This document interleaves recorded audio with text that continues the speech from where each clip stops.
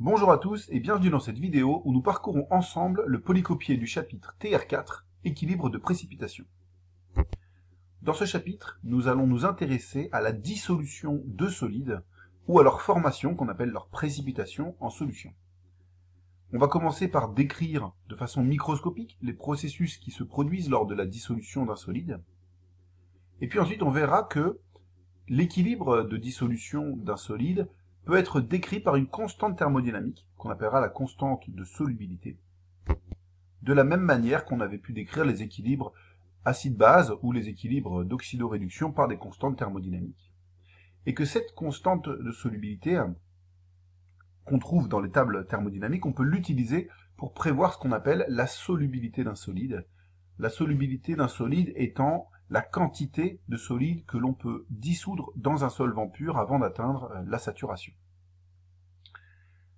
On verra un certain nombre de méthodes qui permettent donc de prévoir à l'avance la solubilité d'un solide, qui permettent de prévoir lorsqu'on met différents ions en solution s'il y a précipitation ou non d'un solide.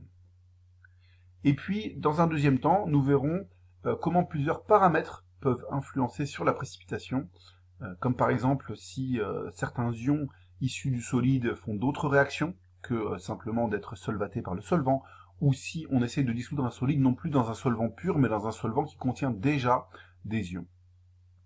Enfin, nous terminerons le chapitre avec quelques applications de la précipitation. Et en particulier, nous verrons ce qui se produit sur une courbe de titrage lorsqu'un précipité se forme, ou lorsqu'il disparaît.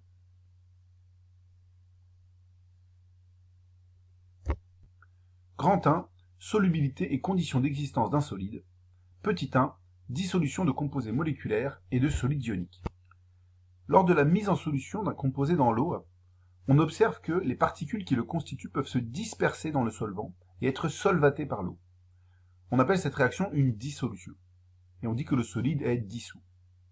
Petit point d'orthographe, dissous prend un S quand il est utilisé au passif, comme ça un solide est dissous, alors qu'il prend un T si c'est le verbe actif, par exemple le solvant dissout le solide, là ce serait dissous avec un T. Il existe deux principaux cas lors d'une dissolution. Soit le composé est une molécule, et lors de la dissolution d'un composé moléculaire, il conserve sa structure. Simplement, les molécules d'eau vont s'organiser autour de chacune des molécules, pour les solvater, en faisant des interactions avec elles. Donc des interactions faibles, de type interaction de Van der Waals ou liaison hydrogène.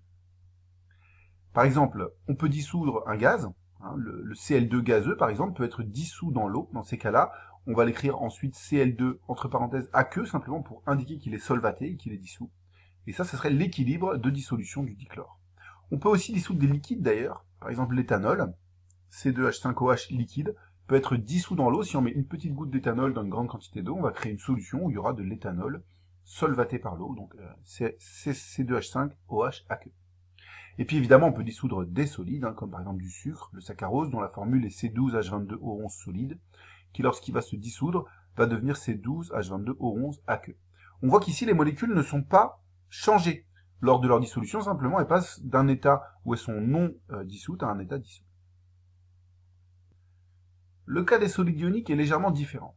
En effet, un solide ionique, c'est un solide qui est électriquement neutre, mais qui est constitué d'anions et de cations, dont la cohésion est assurée par l'interaction coulombienne.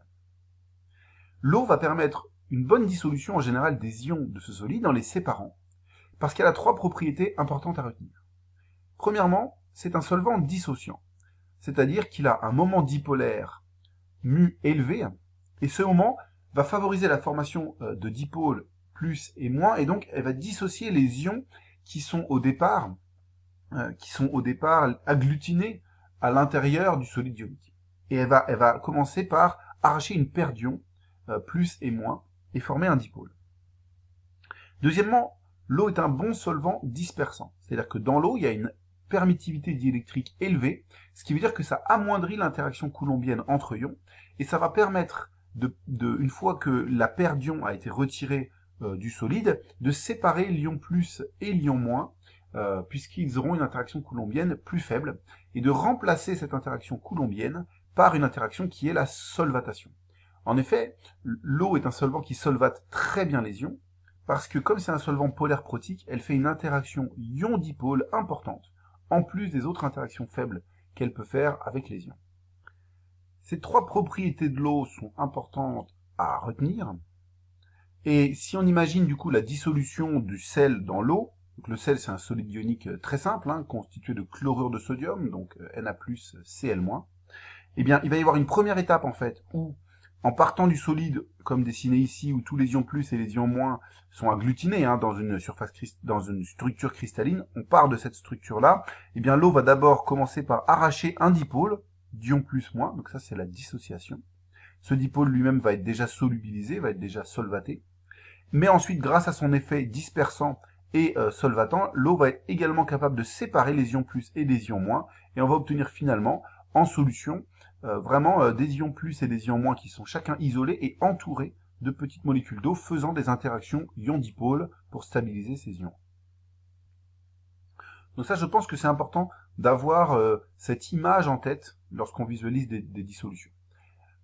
L'inverse de la dissolution, ça s'appelle la précipitation. Donc on peut imaginer que si les cations et les anions sont en concentration suffisamment grande, eh bien ils réagissent les uns sur les autres pour reformer une phase solide dans laquelle ils sont agglutinés les uns sur les autres. Donc une précipitation, c'est la formation d'un solide ionique ou moléculaire à partir de ces ions constitutifs dissous ou à partir de la forme moléculaire dissoute dans le cas d'un solide moléculaire.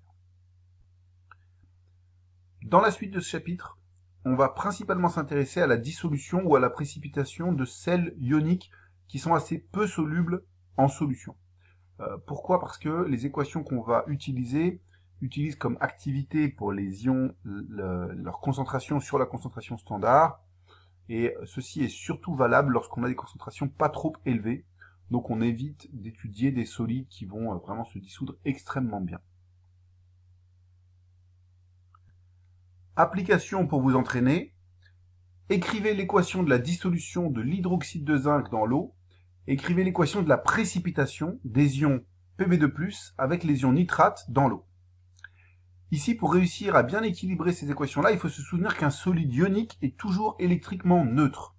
Donc ici, ZnOH2, eh bien on peut deviner, puisqu'on connaît un peu les ions, en particulier les ions qui vont être formés avec les groupes OH, on peut deviner quelle va être la charge portée par Zn pour qu'il y ait quelque chose d'électriquement neutre dans le solide ZnOH2. De la même façon, quand Pb2+, fait un solide avec NO3-, on peut équilibrer de façon à ce que ça fasse quelque chose d'électriquement neutre. Je vous laisse mettre pause sur la vidéo et je donne la solution dans quelques instants. Voici la solution. Donc, lors de la dissolution de ZnOH2, on voit qu'il y a donc OH ici qui va sûrement donner l'ion HO-, l'ion hydroxyde bien connu en solution. On va en former 2 puisqu'il a un coefficient 2 ici dans la formule. Et donc pour que ce soit électriquement neutre, eh bien il faut que l'ion Zn porte une charge 2+. Pour le plomb, on voit que donc NO3 est chargé une fois moins. Donc pour obtenir un solide électriquement neutre, il faut mettre 2 NO3-. On obtient donc le solide PbNO3 2 fois. Petit 2, saturation, solubilité et produit de solubilité d'un solide ionique. Petit a, définition. Alors, premièrement, on va définir une solution saturée.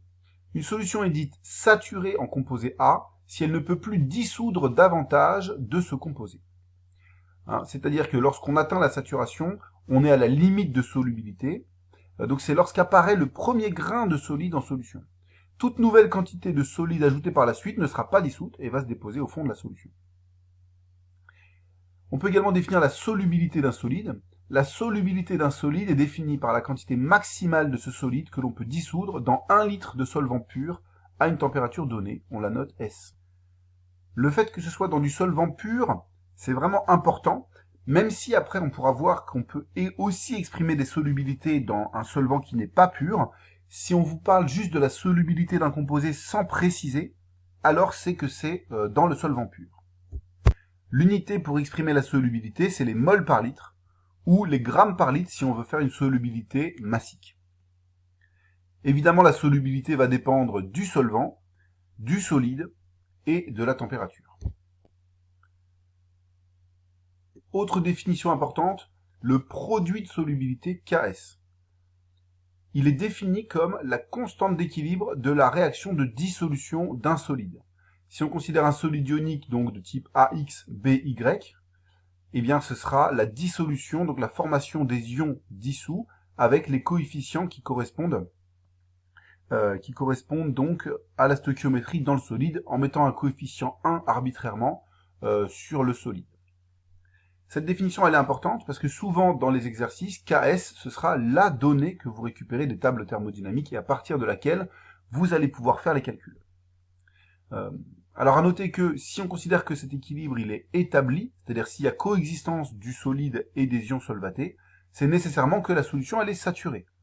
Dès qu'il y a du solide présent, c'est que la solution est saturée. Si par contre le solide est entièrement dissous et qu'il n'y a aucun solide présent, dans ce cas, l'équilibre ici n'est pas établi et la solution n'est pas saturée. Comme toute constante d'équilibre, Ks va dépendre uniquement de la température. Dans les exercices, des fois, au lieu de donner Ks, on donnera PKS, qui est moins log de Ks. Dans le tableau ci-dessous, on voit plusieurs exemples de valeurs de Ks et de PKS pour différents composés ioniques. On voit qu'ils peuvent avoir des valeurs différentes en fonction des ions. Par exemple, ici, on a 3 composés ioniques qui à chaque fois font intervenir les ions Ag+, et un halogène, comme ici le chlore, le brome ou l'iode. On voit qu'en fonction de l'halogène, on n'a pas forcément la même valeur de Ks, donc pas forcément la même solubilité non plus. Les valeurs sont relativement petites, ce qui est cohérent avec le fait que dans ce chapitre, on s'intéresse surtout à des solides qui sont peu solubles. Et comme Ks, c'est la constante de la réaction de dissolution, c'est logique qu'elle soit petite si la dissolution est défavorisée. Petite astuce pour passer de Ks à PKS, c'était la même astuce qu'on avait vu pour passer de la concentration H3O+, au pH. Si Ks vaut 10-38, alors PKS vaut 38, et vice-versa. Entraînez-vous à faire ça de tête pour pouvoir rapidement passer de l'un à l'autre dans les exercices. Dans la suite du chapitre, nous allons voir comment utiliser cette donnée Ks qu'on trouve dans les tables thermodynamiques pour prédire la réactivité d'un solide, donc savoir s'il va se dissoudre totalement ou non, prévoir la valeur de sa solubilité, etc.